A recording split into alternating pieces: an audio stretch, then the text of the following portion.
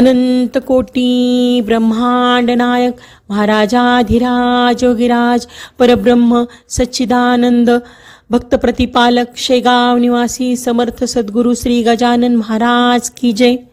नमस्कार. आपल्या गुरुस्तुती या चॅनलवर सगळ्यांचे स्वागत आहे.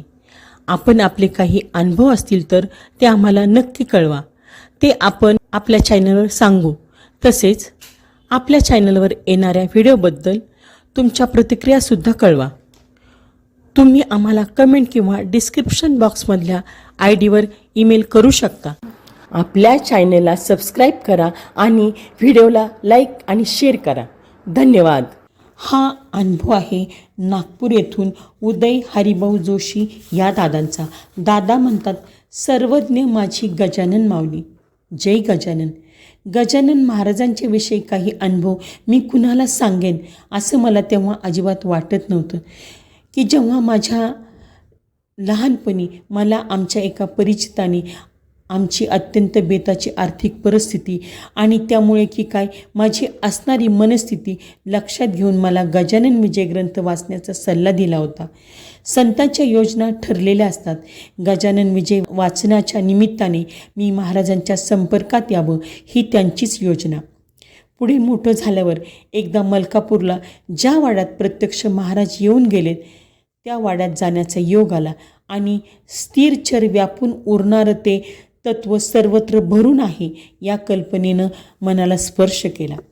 मी उदय हरिभाऊ जोशी. नागपुरातील विकासनगर येथे एक गजानन महाराजांचं मंदिर आहे. त्या मंदिरात वरती एका खोलीत श्री गजानन महाराजांच्या कृपेने आणि मंदिराच्या विश्वस्तांच्या योजनेमुळे माझं वास्तव्य आहे. मी आणि माझी वृद्ध आई असे आम्ही दोघे तिथे राहतो. खरं तर माझी नेमणूक एक प्रकारे मंदिराकडे लक्ष देणे या कामासाठी झाली आहे. मंदिरात नित्यपूजेसाठी एक वेगळे गुरुजी नियुक्त आहेत. पण कधी काही कारणाने गुरुजींचं येणं जमलं नाही तर मी प्रसंगी मंदिरात पूजाही करतो. त्यामुळे मंदिरात दर्शनाला येणारे भाविक मला उदय गुरुजी याच नावाने जास्त ओळखतात. मंदिरात सकाळी 11 वाजता आरती होत असते. मला कुणी सांगितले नसले तरी मी माझ्यातर्फे एक गोष्ट ठरवून ठेवली आहे. ती अशी की मी नेमाने आरतीच्या वेळी निदान 1 वाटीचा शिरा प्रसादासाठी करतो. शिरा नैवेद्यासाठी असायलाच हवा असा एक प्रकारे परिपाठ ठरून गेला आहे. शिरा नैवेद्याचा हा शिरस्ता मला वाटतं कदाचित महाराजांनाही आवडला असावा. शिरा नैवेद्याकडे महाराजांचं लक्ष असण्याचा अनुभव मंदिरात मला 1-2 वेळा आला. त्यापैकी एक इथे सांगतो. मी आणि आई एकाच खोलीत राहतो. त्यामुळे सर्व संसाराचा पसारा त्या एकाच खोलीत पसरलेला असतो. दुपारी सर्व काम व जेवण झाली की खोली आवरल्या जाते. अन्यथा सकाळी सर्व इतरस्त विखरलेलेच आढळेल. एकदा सकाळी आरतीची वेळ होत आली. शिरा करायला घेतला पण काही केला साखरेचा डबा काही सापडेना. जेव्हा आपल्याला घाई असते तेव्हा मानसिक गोंधळ होऊन सोपी गोष्ट कठीण होते. हा आपला सर्वांचाच अनुभव असेल. अशा वेळी सहज सापडणारी गोष्ट ही डोळ्यांना दिसत नाही. त्या दिवशी असंच झालं. एकत्रच पसारा होता त्यामुळे डबा सापडणं काही अशक्य नव्हतं. पण आता घड्याळात 11 होत आले होते. डबा सापडूनही शिरा होणं काही आता शक्य नव्हतं. कारण नियमानं येणारे लोक आता जमू लागले होते. मी महाराजांना हात जोडले आणि आज तुमची इच्छा काही वेगळी दिसते असं म्हणत खाली उतरलो.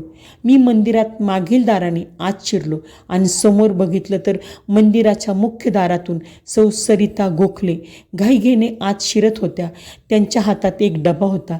डबा माझ्याकडे पुढे करत त्या मला म्हणाल्या, गुरुजी आज प्रसादाचा शिरा आमच्याकडून. बरेच दिवसापासून इच्छा होती. आज मुलगा सुमित जो बँगलोरला शिकायला असतो तो अनायासे इथे आला आहे. तेव्हा सकाळीच घरी महाराजांना प्रार्थना केली की महाराज आज आमचा प्रसाद स्वीकार करा. मी त्यांच्या हातून डबा घेतला आणि त्यांना म्हटलं आज महाराजांना हाच प्रसाद हवा होता. अजून एक अनुभव मला इथे सांगायचा आहे. तो आहे एका पुस्तकाच्या संदर्भात. श्री गजानन महाराज चरित्रकोश या नावाचा एक ग्रंथ आहे. लेखक आहेत श्री भार्गवराम येवदेकर उर्फ दास भार्गव शेगाव या ग्रंथात गजानन विजय ग्रंथात उल्लेख असलेल्या विविध व्यक्तींचा आणि घटनांचा अत्यंत विस्तृत आढावा घेण्यात आला आहे. संशोधनपूर्वक केलेले हे अभ्यासपूर्ण लिखाण आहे. गजानन महाराजांच्या लघवी दिनचर्या याविषयी विस्तृत माहिती आहे. असो तर त्याचं असं झालं की माझे एक मित्र कलाकार आहेत.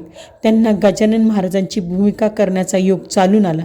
तेव्हा मला असं वाटलं की मित्राने जर श्री गजानन महाराज चरित्रकोश ग्रंथ वाचला तर त्याला गजानन महाराजांची भूमिका सादर करण्यास सहाय्य होऊ शकेल. माझ्या परिचयातील एकाकडे हा ग्रंथ होता. मी तो त्यांच्याकडून मागून आणला आणि 15 दिवसात वाचून परत कर असं सांगून मित्राला देऊ केला. ग्रंथ फार संग्राह्य आणि जपून ठेवण्यासारखा आहे. त्यामुळे 15 दिवसातच ज्याचं पुस्तक होतं त्याचा फोन आला. मी मित्राला आठवण करून दिली, पण वर एक आठवडा उलटून गेला तरी पुस्तक काही मिळाले नाही. मित्राला विचारलं तर तो म्हणाला त्यानं अन्य कुणाला ते दिले आहे. तशातच माझ्या एका भावाचं शेगावला जाणं झालं. त्याला म्हटलं शेगावला पुस्तकाविषयी चौकशी कर, तर तो चौकशी करायचं विसरला. अन्य कुठे मिळेल का म्हणून चौकशी केली तर तेही शक्य झाले नाही. तो दुर्मिळ ग्रंथ सहजासहजी मिळेल कसा? एकंदरीत माझी सर्वच बाजूनी कोंडी झाली. पुस्तकाचे मालक सतत चौकशी करत होते. या सगळ्यात 1 महिनावर उलटून गेला. यात म्हटलं तर माझीच चूक होती, पण माझा हेतू काही वाईट नव्हता. अशात एक दिवस समोरील माणसाचा संयम तुटला. मला आठवतं त्या सकाळी मी मंदिरात महाराजांच्या समोर एकटा उभा होतो. अचानक पुस्तकाचे मालक मंदिरात आले. त्यांचा सात्विक संताप झाला होता. ते माझ्याशी चांगलेच खडसावून बोलले. मी निमूटपणे खाली मान घालून सगळं ऐकून घेतलं. मी त्यांना हात जोडून फक्त एवढंच म्हटलं की माझ्याकडे ते पुस्तक येताच मी तुम्हाला परत करीन. 5-10 मिनटं मला बोलून ते निघून गेले. मी मूर्तीसमोर उभा राहिलो आणि केवळ हात जोडले. बाकी काही बोलायला माझ्याकडे शब्द होतेच कुठे. तसंही महाराज सर्व जाणून होते. ते गृहस्थ गेले. मी अंतर्मनात महाराजांशी बोलत राहिलो. 11ची आरती झाली. मला काही काम होतं म्हणून मी बाहेर पडलो. अस्वस्थ मनाने यांत्रिकरीतीने मी माझं काम उरकलं. मला आता मंदिर बंद करायचं होतं. मंदिरात बंद करताना सहसा कुणी नसतं. त्या दिवशी कुणी नव्हतं. मी मंदिरात शिरलो आणि अचंबित होऊन पाहतच राहिलो. माझ्याच डोळ्यांच्यावर विश्वास बसेना.